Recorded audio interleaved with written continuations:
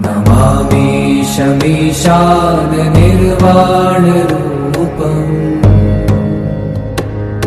विभुं व्यापकं ब्रह्मवेदस्वरूपम्। इस चैनल पर सभी वीडियो एक गहरे रिसर्च के बाद ही अपलोड किया जाता है, इसलिए वीडियो के बीच में बहुत महत्वपूर्ण बिंदु भी बताए जाते हैं। अगर आप जल्दबाजी करेंगे तो वीडियो का अंश आपको बिल्कुल समझ में नहीं आएगा, इसलिए धैर्यवान व्यक्ति ही इस वीडियो को देखे, अधीर व्यक्ति वीडियो छोड़कर जा सकता है। राम राम। हमारे सभी वीडियो सबसे पहले देखने के लिए लाल कलर का सब्सक्राइब बटन दबा दें, बगल की घंटी को दबा दें, यह पूरी तरह फ्री है। इष्ट देवता से संबंधित सारे रहस्यों को इस वीडियो में खोलने का प्रयास आज हम करेंगे। कैसे आप अपने इष्ट देवता का चयन करें, कैसे आप अपने इष्ट देवता को पहचानें, कैसे इष्ट देवता की शरण में जाएं, ये सारी बातें आज हम यहाँ पर ओपन करेंगे। हालांकि इसी चैनल पे हमारे 2 वीडियो इष्ट देवता से संबंधित पड़े हुए हैं, लेकिन वो ऊपरी सतह की जानकारी हमने खाली दी थी, ठीक है ना। वो गहराई नहीं थी, क्योंकि लोग गहराई समझ नहीं पाते। आगे बढ़ते हैं, उसके पहले एक बात हम यहाँ समझा दें आपको कि ये वीडियो थोड़ा टेक्निकल होने वाला है, इसलिए पेन और कॉपी लेके बैठ जाइए। वीडियो को अगर पूरा नहीं देखेंगे तो कुछ नहीं समझ में आएगा, खाली टाइम वेस्ट आपका होगा, ठीक है ना। अगर आप धैर्यवान हैं तो आराम से वीडियो को सुनिए, कान में लीड लगाइए और एक एक स्टेप वीडियो रोक रोक के नोट करते जाइए, लिखते जाइए और आप सटीक अपने इष्ट देवता तक पहुंच जाएंगे। देखिए, इष्ट देवता जानने की बहुत सी विधि हमारे शास्त्रों में लिखी हुई है, लेकिन बहुत सी विधियां जो हैं वो प्रमाणिक नहीं पाई गई हैं, क्योंकि हमारे धर्म ग्रंथ आप सब जानते हैं। मैं इस विषय पे नहीं बोलूँगा, नहीं तो विवाद होगा।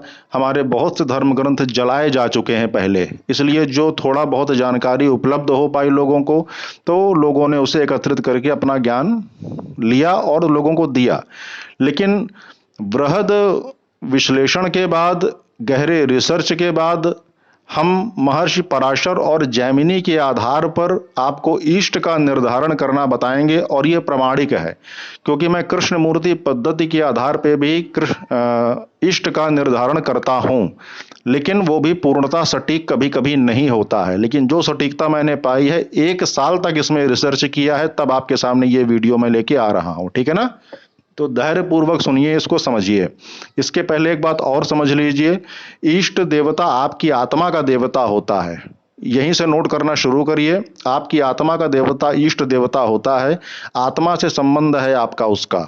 पिछले कई जन्मों से आपकी आत्मा के साथ वो देवता कनेक्ट है, आपने पिछले कई जन्मों से उसकी साधना की है।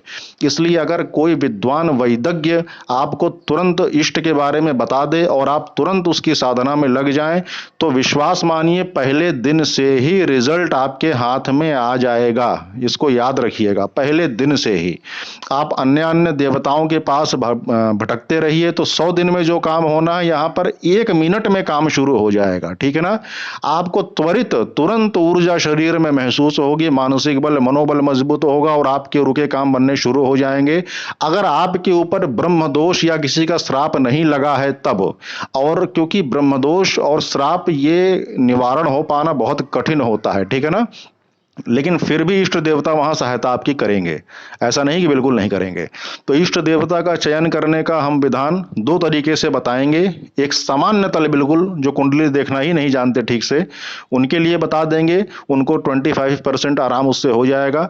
बाकी उसके बाद हम जस्ट गहरा उतरेंगे और उसको आपको समझना पड़ेगा आराम से, ठीक है ना। तो इष्ट देवता का चयन बहुत जरूरी है, बिना इष्ट देवता के चयन के आप कुछ नहीं कर सकते, ठीक। आगे बढ़ते हैं। पहला नंबर, सामान्य तल की बात करते हैं कि जिनको कुंडली देखना बिल्कुल नहीं आता है, जो इतना डीप में नहीं जा सकते, जो मैं आगे बताने वाला हूं, तो वो क्या करें, देखें कि लग्न कुंडली अपनी उठा लें, ठीक है। लग्न कुंडली उठाएं और उसमें देखें सूर्य किस राशि में बैठा हुआ है। सूर्य अगर मान लीजिए वृषभ राशि में बैठा है तो नंदी देवता, भगवान शिव के वाहन नंदी आपके देवता हैं, उनकी पूजा करिए, या माँ लक्ष्मी की पूजा करिए। अगर सूर्य मेष राशि में है तो हनुमान जी की पूजा करिए, ठीक है। इसी प्रकार से हर राशि का अपना एक देवता होता है, उस राशि में सूर्य बैठा है, उससे संबंधित आप पूजा करिए। तर्क इसके पीछे ये है कि सूर्य भी आत्मा का कारक है, आत्मा जहां बैठी है जाकर उसकी पूजा करेंगे तो ऊर्जा मिलेगी, लेकिन यह मात्र 25% ही काम करेगा, उससे ज्यादा नहीं करेगा, ठीक है ना। लेकिन यहाँ ज्योतिषी जो मेरे वीडियो देख रहे हैं उनको मैं सावधान कर दूं कि आपको अगला स्टेप जो मैं बताने जा रहा हूं, जो तरीके से इष्ट देवता निकालने की विधि बताने जा रहा हूं, आपको उस हिसाब से निकालना है, ठीक है। क्योंकि कोई पीड़ित व्यक्ति आपके पास आता है तो वो यह जानना चाहता है कि मुझे गहरे तल का समाधान मिले, और अगर आप जो मैं आगे बताने वाला हूं अगर आप उतनी भी गणना नहीं कर सकते तो आप ज्योतिष का काम छोड़ दीजिए, ठीक है ना। ज्योतिष का काम छोड़ दीजिए आप, फिर ये गलत बात है, अन्यथा ज्योतिष को सीखिए किसी विद्वान की शरण में जाके। अब अगला स्टेप मैं बता रहा हूं वो टेक्निकल है, बहुत गौर से और ध्यान से सुनिए, जिसमें सटीक इष्ट आपके निकल के बाहर आ जाएंगे, ठीक। देखिए, सबसे पहले अपने जन्म कुंडली को उठाइए और जन्म कुंडली में देखिए सबसे ज्यादा डिग्री का ग्रह कौन सा है आपका, आत्मकारक ग्रह कौन सा है आपका। जो ग्रह सबसे ज्यादा डिग्री का है उसमें राहु केतु को कंसीडर नहीं करेंगे, राहु केतु को उसके अंदर नहीं लिया जाएगा, ठीक है। राहु केतु को छोड़कर बाकी के जो 7 ग्रह हैं उनमें देखिए कि कौन सबसे ज्यादा डिग्री का है। जो सबसे ज्यादा डिग्री का ग्रह है उसको नोट कर लीजिए। मान लीजिए चंद्रमा आपका 27 डिग्री का बैठा हुआ है और उस डिग्री से ज्यादा किसी ग्रह के पास डिग्री नहीं है, तो चंद्रमा आपका आत्मकारक ग्रह बन गया, ठीक है। अब उसी चंद्रमा को नवमांश कुंडली में देखिए, जिसे D9 चार्ट कहते हैं, ठीक है।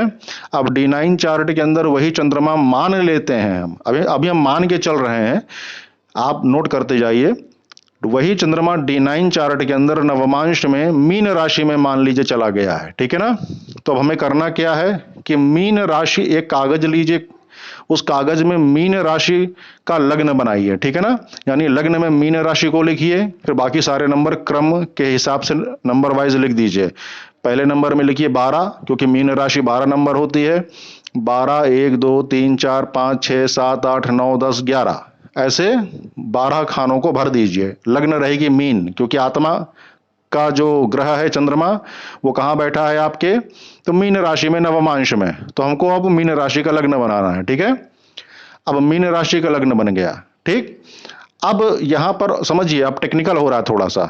अब लग्न कुंडली में जो ग्रह जिस राशि में बैठा है, अब इसी कुंडली में जो मीन लग्न की आपने कुंडली तैयार की है,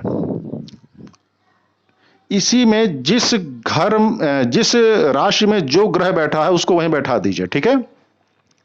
जो ग्रह जिस राशि में बैठा है उसको वहीं बैठा दीजिए, ठीक। अब उस मीन राशि से 12वीं राशि को देखिए। मैं एग्जांपल मीन राशि का मैंने लिया है, मैंने मान लिया कि चंद्रमा जो है नवमांश में मीन राशि का है, तो मैंने मीन राशि का लग्न बनाया है, ठीक है। आपका कुछ और भी हो सकता है। उससे 12वां देखिए, यानी मीन लग्न से 12वां क्या आएगा, तो कुंभ राशि आएगी।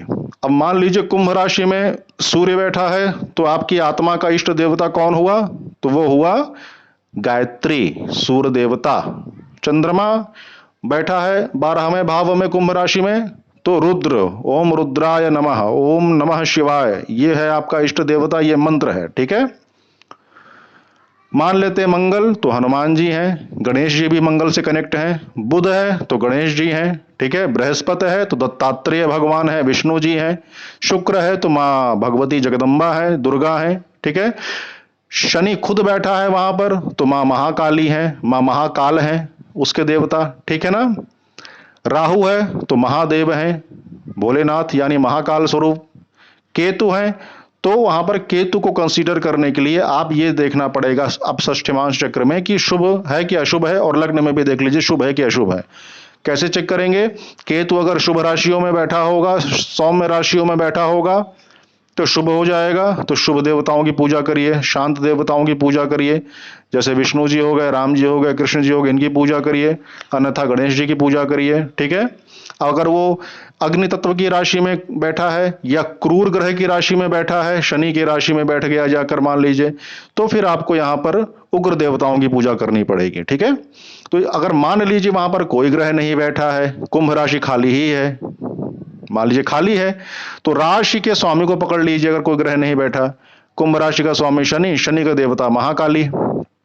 अगर आप नहीं महाकाली की पूजा करना चाहते तो आप करिए हनुमान जी की पूजा, ठीक। लेकिन अब आपके ऊपर डिपेंड करता है कि आप तंत्र मार्ग में जाना चाहते हैं, उनकी पूजा, क्योंकि हर ग्रह का महाविद्या भी है, हर ग्रह से संबंधित महाविद्या भी है, ठीक है ना।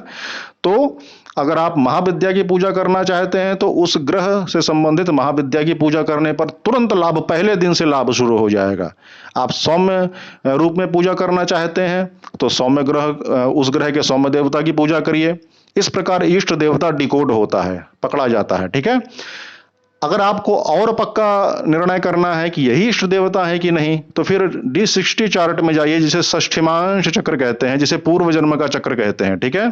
तो पूर्व जन्म का अध्ययन उसमें होता है, तो आप पाएंगे कि वही ग्रह जो अभी हमने निकाला, वही ग्रह पिछले जन्म से मतलब वही ग्रह का कनेक्शन पिछले जन्म से है, और वही देवता पिछले जन्म से उसका साथ देता चला आ रहा है। पिछले जन्म में इस व्यक्ति ने उस संबंधित देवता की साधना की थी।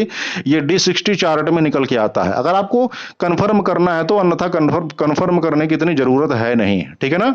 तो ये बहुत गहरा रहस्य मैंने आज आपको खोला है। ये जैमिनी ऋषि ने भी जैमिनी ऋषि ने शोध करके इसको मॉडिफाई करके आपके सामने रखा है। पराशर ऋषि ने इशारा किया था, जैमिनी ने इसको खोल के रखा है, ठीक है ना। क्योंकि जैमिनी ऋषि जो है, जैमिनी ऋषि के परदादा है पराशर ऋषि, ठीक है ना, परदादा लगते हैं वो। तो उन्होंने इशारा किया, इन्होंने इसको पूरा डिस्क्राइब कर दिया, ओपन करके रख दिया।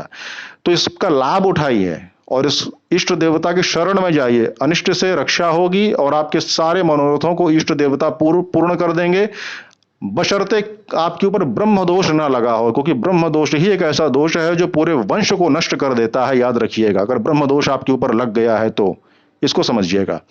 फिर भी इष्ट देवता ताकत देते हैं। अगर ब्रह्म दोष भी आपको लगा है तो इष्ट देवता आपको देर सवेर सही मार्गदर्शक के पास भेज देंगे, ठीक है ना। हालांकि इष्ट देवता का चयन कई प्रकार से होता है।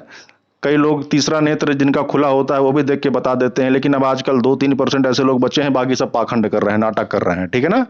अगर आपका जन्म कुंडली सही है तो आपको पकड़ में आ जाएगा। अगर जन्म कुंडली सही नहीं है तो प्रश्न कुंडली के माध्यम से भी पकड़ में आ जाता है।